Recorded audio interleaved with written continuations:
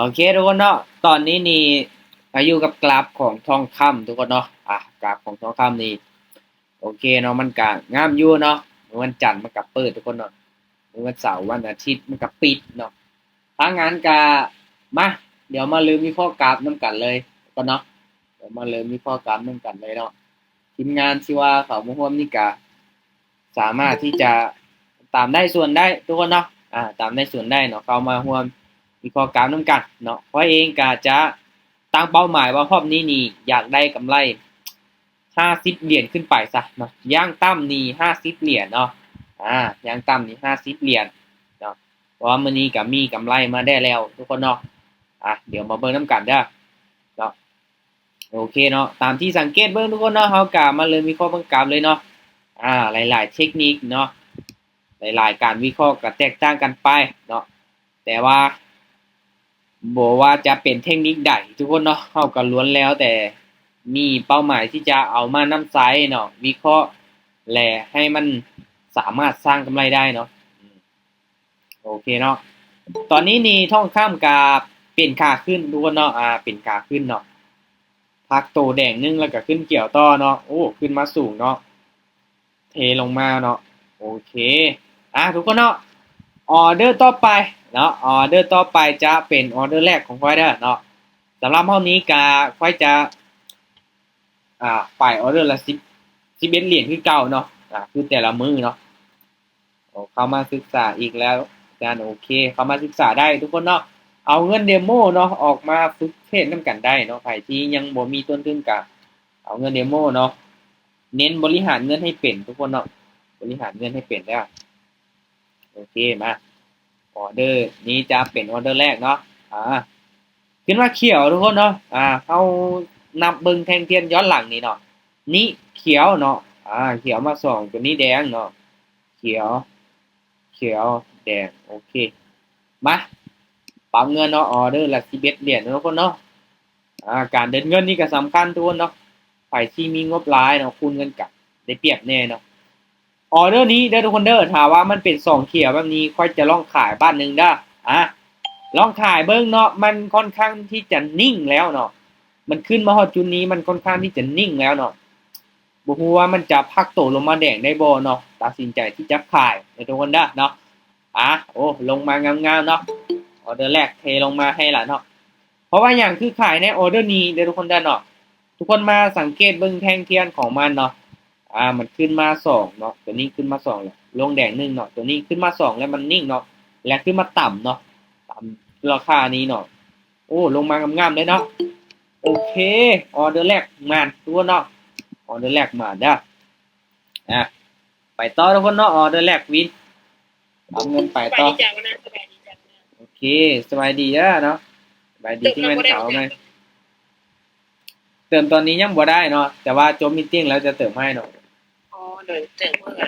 โอเคมาออเดอร์นี้เด้อถ้าว่ามันบ่กายจุดนี้เนาะโอเคขายเด้อขายยังขอขายอีกบ้านหนึ่งในทุกคนเด้อเนาะที่จริงแล้วแห้งซื้อนี่พักดันราคาขึ้นไปนี่มีโอกาสที่จะขึ้นไปต่อเนาะแต่เห็นมันขึ้นมาแบบสูงเนาะฮอดจำจุดนี้นี่วินชาร์ลอตเดอร์จ้ะหากวินออเดอร์หนึ่งทุกคนเนาะหากออกไปออเดอร์เดียวเนาะออเดอร์นี้เป็นออเดอร์ที่2เนาะกดขายลงมาอีกเนาะมาเบิ่งนำกันว่ามันจะสลับโอ้ยขึ้นไปต่อเนาะโอ้คิดว่ามันสลับลงมาได้ทุกคนมันขึ้นสูงแต่ว่าเนาะออเดอร์ที่2พลาดไปเนาะที่จริงก็ก้ำกึ่งเนาะออเดอร์นี้เพราะว่าอย่างตอนท้ายได้เนาะแทงเทียนมันก็เคลื่อนที่ขึ้นไปจวดเลยเนาะเท่ากับควรที่จะตามมันเนาะโอเคบ่เป็นหยังคิดว่ามันจะบ่กายเนาะแต่ว่ามันกายเสียเนาะโอเคปั๊มเงินเนาะเป็น22เนาะลงมาละถามว่าออเดอร์นี้ทุกคนเด้อมันพักตัวแดงแบบนี้นี่ค่อยมักซื้ออยู่เด้อโอเคซื้อเด้อออเดอร์นี้ทุกคนซื้อก่อนเด้อเนาะย้ำมันเป็นคือที่พันมาทุกคนเนาะออเดอร์นี้เนาะมันลงมาแดงนึงแล้วมันจะขึ้นเขียวตลอดเนาะพักตัวแดงแล้วขึ้นเขียวพักตัวแดงแล้วขึ้นเขียวเนาะ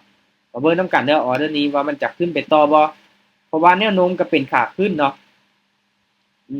โอเคส่วนหลายแล้วแดงนึงมันจะขึ้นเขียวเนาะถามว่ามันเป็นขาขึ้นไหนทุกคนเนาะทุกคนสังเกตเบิ่งโลดเนาะถามว่ามันเป็นเฟ้นขาขึ้นแหละ แดงหนึ่งเนาะมันจะขึ้นเขียวต่อนะก็เลยตัดสินใจที่จะซื้อเนาะโอเคบ่มีปัญหาทุกคนเนาะวินวินวินได้อยู่ได้อยู่มันกันนิ่งอยู่เนาะมันกันนิ่งอยู่โอเคสบายดีทีมงานที่เข้ามาใหม่ได้อทุกคนเด้อเทศอยู่ในกราฟของทองคำทุกคนเนาะกราฟของทองคำเด้อมาเป็นออเดอร์ที่4แล้วเนาะบาทนี้เนาะปรับเงินเป็น11เหรียญเนาะถ้าว่าเสียเอาจังคูณไป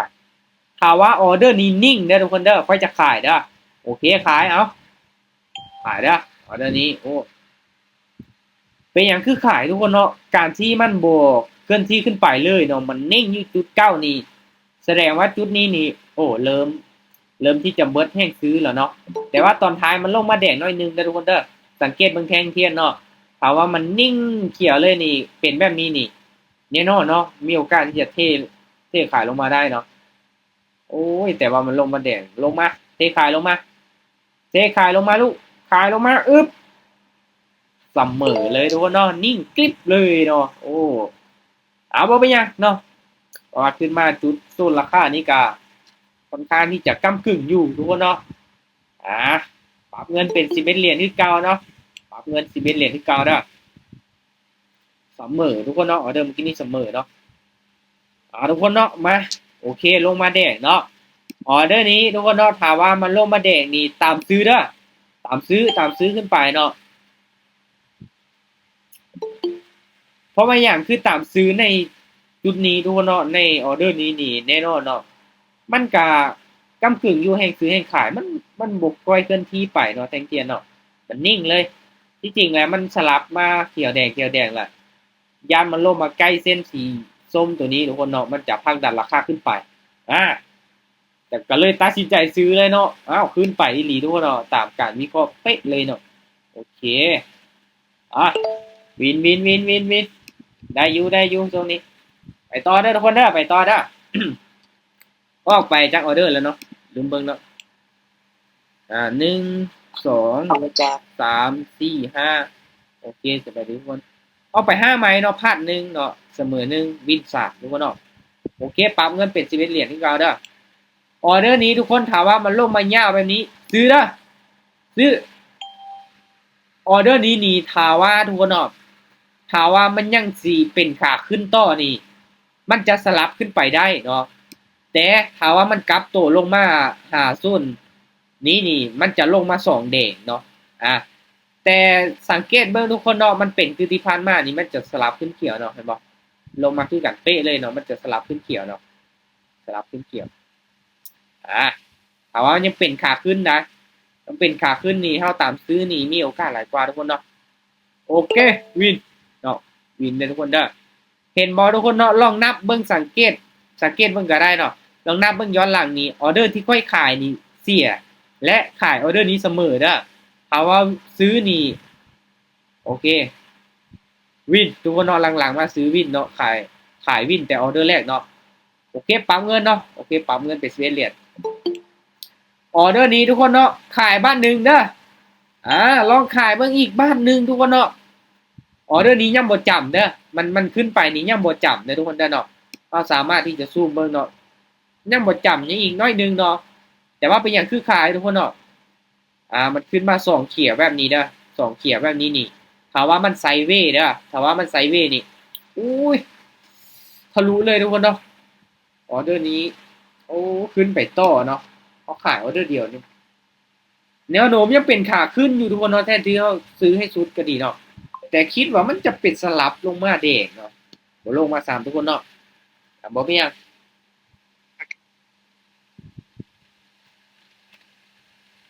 โอเคทุกคนมาปรับเงิน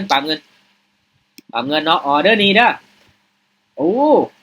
ยังขึ้นจุดจวดอยู่ทุกคนเนาะขึ้นจุดจวดอยู่ขึ้นเนาะ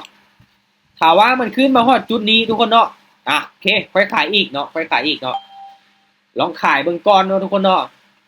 ลองขายเบิ่งก่อนเด้อเนาะเพราะว่าอย่างเนาะจุดนี้นี่มันขึ้นมากายละเนาะขึ้นฮอดปีแล้วเนาะโอเคมันขึ้นมาฮอดสี่เขียวแล้วทุกคนเนาะมีโอกาสพักตัวได้เนาะมีโอกาสพักตัวได้ขึ้นไปสี่เขียวแล้วมันต้องพักตัวนึง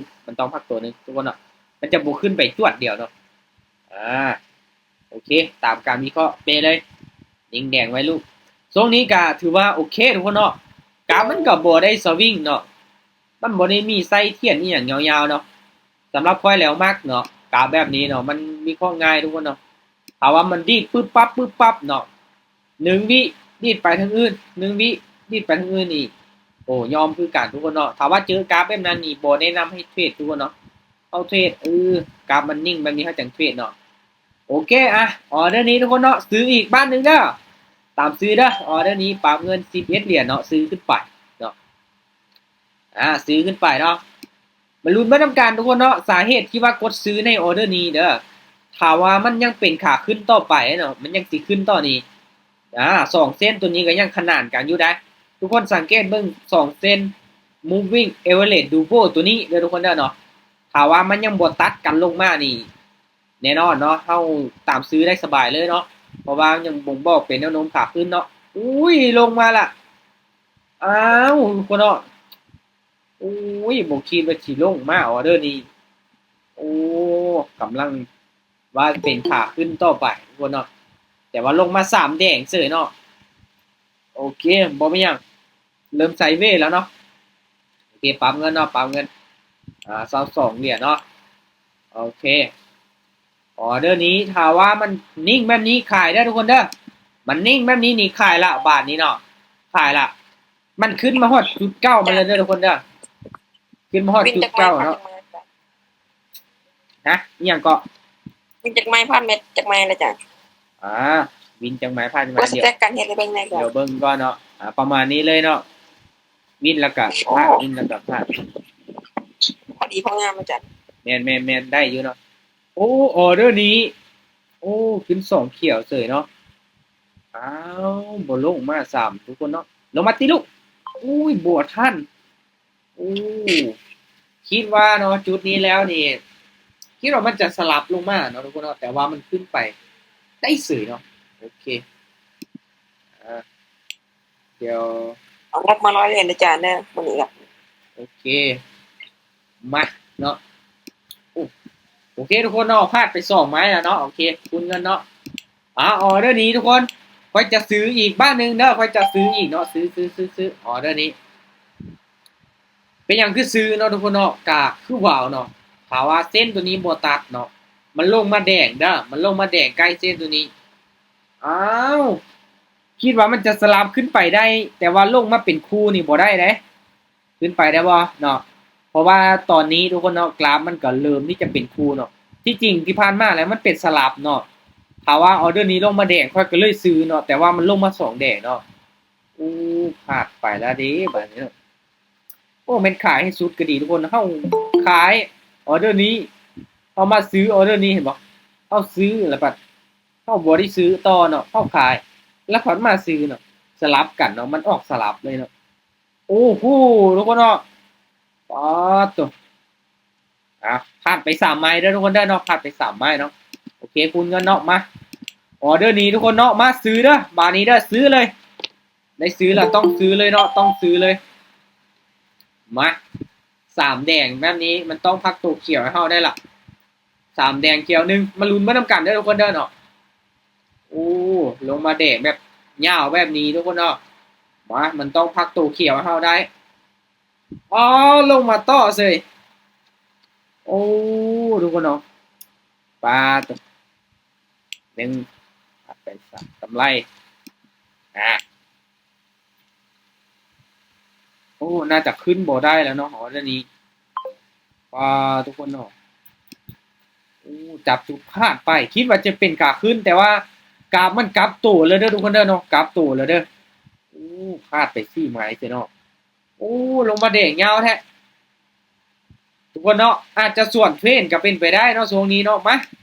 ออเดอร์นี้เด้อทุกคนเด้อเนาะค่อยจะซื้ออีกเด้อซื้อเลยซื้อออเดอร์นี้ซื้อขึ้นไป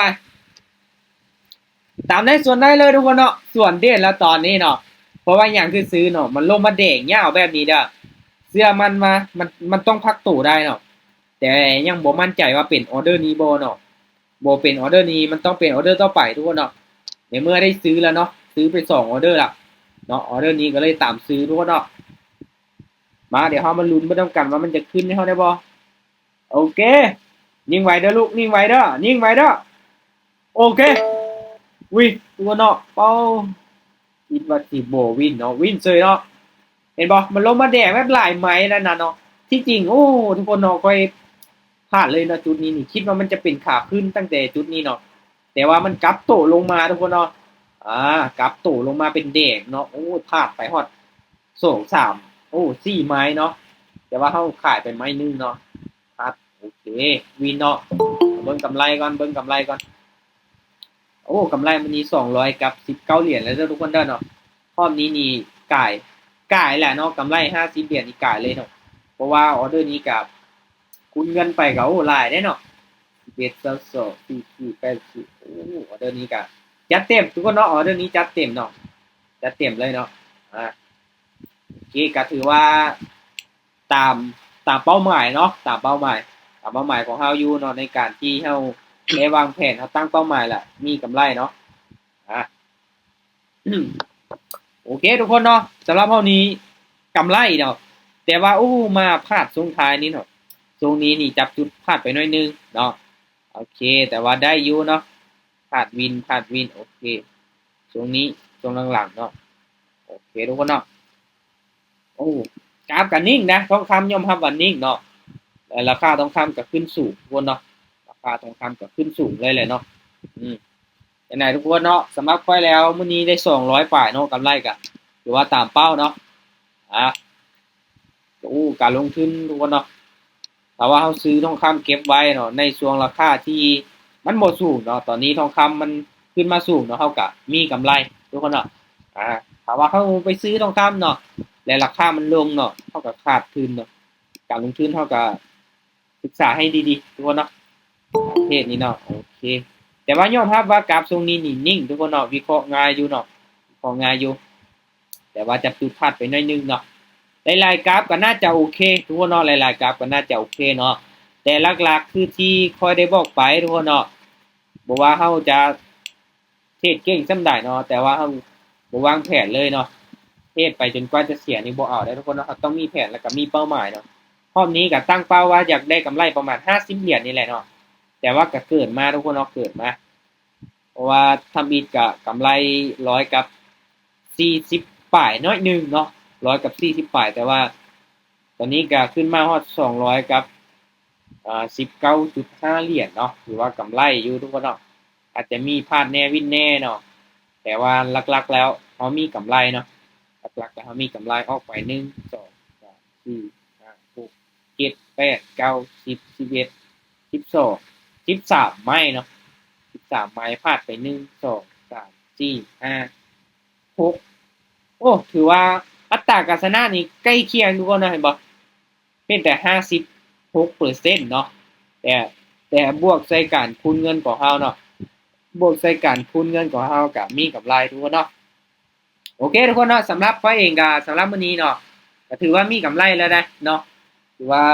ได้กำไรทุกมื้ออยู่เนาะหลังสงกรานต์มานี่เนาะก็สิเก็บไปต่อปั้นไปต่อเนาะไปมีตติงนะครับผมโอเค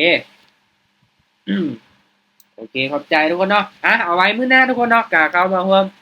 วิเคราะห์เนาะเข้ามาร่วมศึกษานำกันได้เนาะสำหรับมื้อนี้ถือว่ากำไรตามเป้าละใครที่ยังบ่ได้ตามเป้ากะเก็บเอาฮอบเดิมได้ทุกคนได้เนาะไว้มื้ออื่นเด้อเข้ามาร่วมมีตติ้งเทรดมุมมองกันใหม่สำหรับมื้อนี้กะบ๊ายบายทุกคนบ๊ายบาย